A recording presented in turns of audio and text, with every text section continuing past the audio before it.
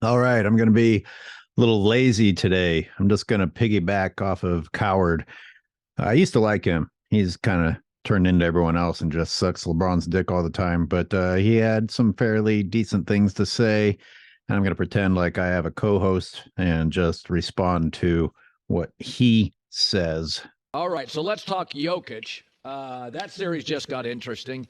Let's not pretend that a drunk, crazy, violent fan took a wild swing at an NBA player. There's enough outrage in our politics.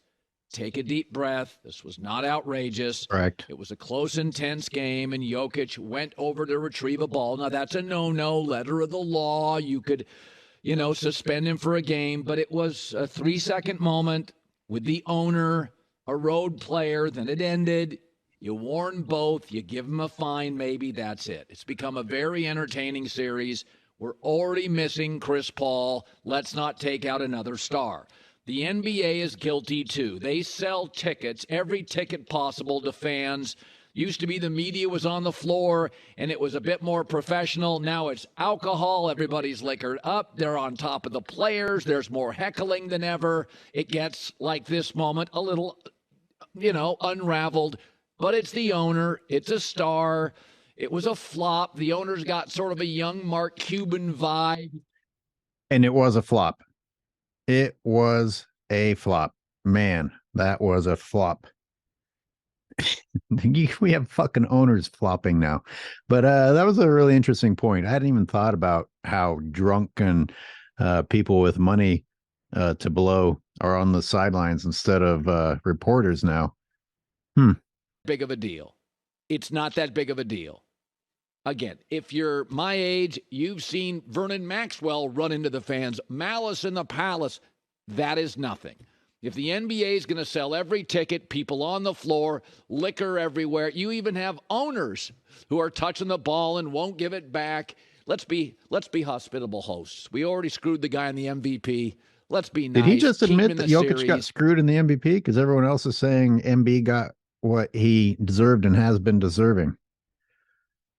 I mean, I kind of get spreading the wealth. I do like seeing other people get awards. Actually, that's dumb. If you didn't earn it, you shouldn't have it. But I remember when Karl Malone got it over Michael Jordan. And you guys won't believe this, but I was rooting against Jordan during the second three-peat because I was like, okay, enough. Someone else. And I was actually rooting against Jordan during that period of time. And when Karl Malone got it, I immediately said, yeah, that was well deserved. And it was actually some older, smart gentleman who said, look, Michael Jordan earned it again. They just gave it to someone else. That would that have been Michael's third in a row? So they're not going to give 3 in a row, apparently. But it was interesting to hear one person say that Jokic got screwed. Series.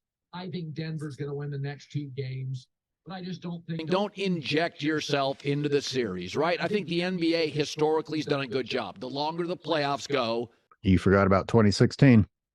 That was quite the insertion.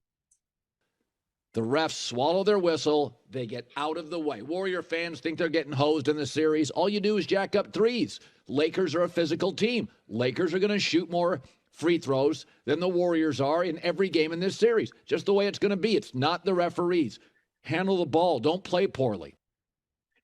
Some points there, Warriors chuck up threes, and the Warriors did have some pretty sucky moments. However, that does not dismiss the disparity of this magnitude. You can have a point. You can have a point that the Lakers are more physical and play down low more, and they will get some more free throws. But we're talking about some absurd disparities. So the figures are this series, Lakers have had 83 free throws, Warriors 39. Holy crap. 83 to 39. So the 44 free throw differential is the largest through 3 games of a playoff series since the Heat in 2011. What do you know? What do you get? What do you know? LeBron in 2011 also getting the refs. I mean, the greatest disparity in a playoff series since 2011. Oh, yeah. I'm sure it's all just because of the physical style of play of one team over the other. And by the way, teams start to look sloppier and look disheveled when no calls will go your way. So it's kind of like something that implodes upon itself once the process starts. There's enough outrage in politics. Everybody's outraged with everything. This doesn't rise. No punches thrown. You jam fans all over the floor. They're heckling players. They're lubed up. The owner holds the ball a second too long. And the players like, get out of my face. Take a deep breath. And we got big things to worry about. You know, okay, you're they're going doing on too 30 long. for 30s, romanticizing the 80s NBA where guys got into fights regularly. And I admitted earlier this year in a video, I was like, am I being hypocritical when I talk about guys acting tough when you know they aren't really going to do anything? Well, do we actually want them to? Do we think fighting is cool, or do we think that it's something that shouldn't be taking place? Because as he pointed out, there's some romanticization of the violence of the 80s and 90s going on. It was better basketball, though. One team just got thrown together at the trade deadline. The other team's got guys, Draymond, Clay, Steph, feel like they've been there forever. Steph's been overcoming Clay for the last few years. Let's not act like still having those guys on the team is a good thing anymore. Stop it.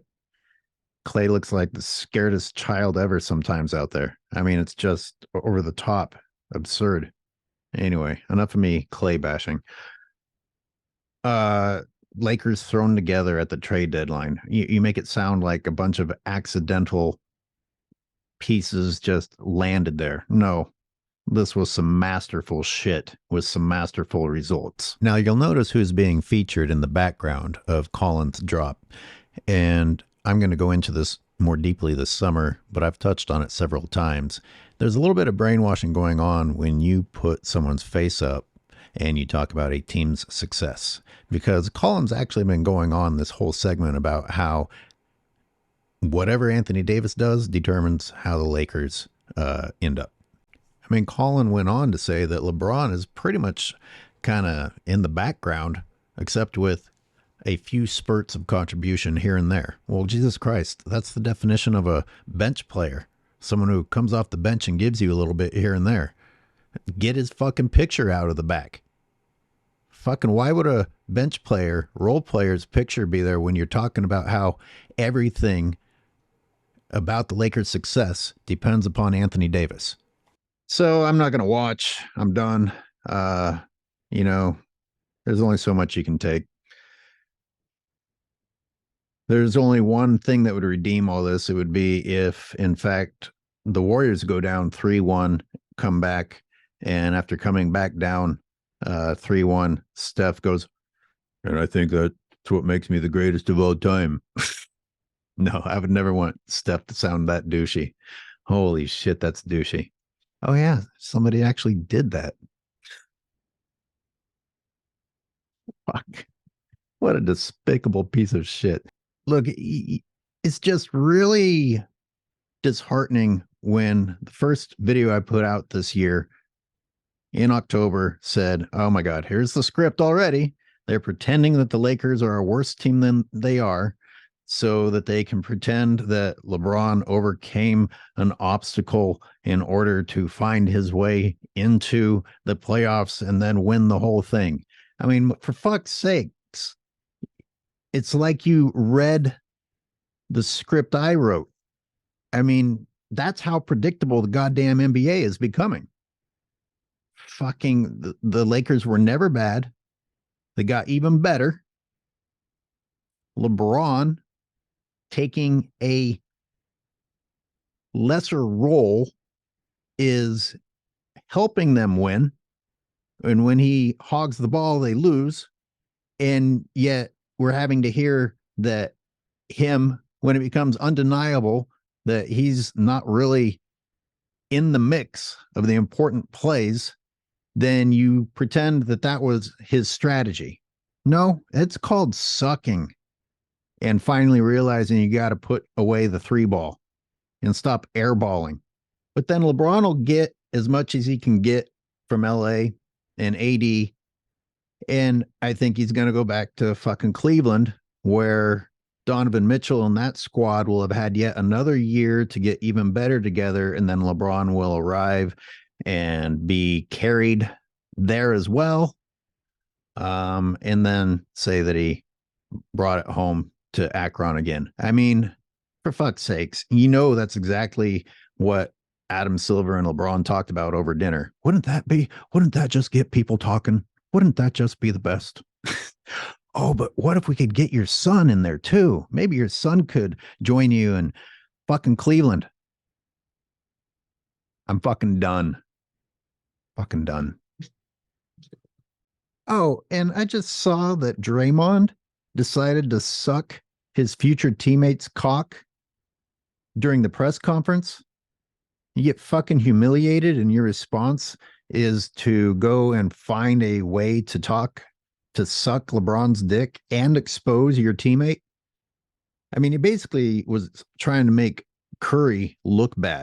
I don't know. I just, no matter what Curry said, he could have been talking cold, hard smack. He could have been saying, I find LeBron's hairline really attractive. What the fuck are you telling the media what the guy carrying you is saying about the other team? No matter what he's saying, shut the fuck up. Shut the fuck up for one goddamn second.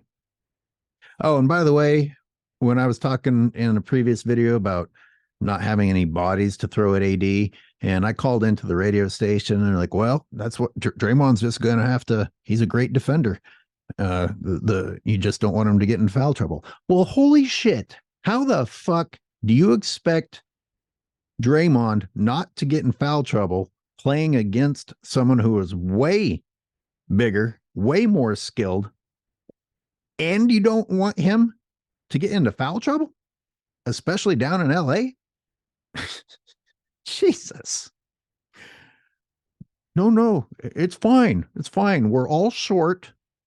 We have no real centers, but it's fine because we'll just say that Draymond is a great defender. That does not solve the fucking problem of fouls accumulating when you are up against someone who is better than you.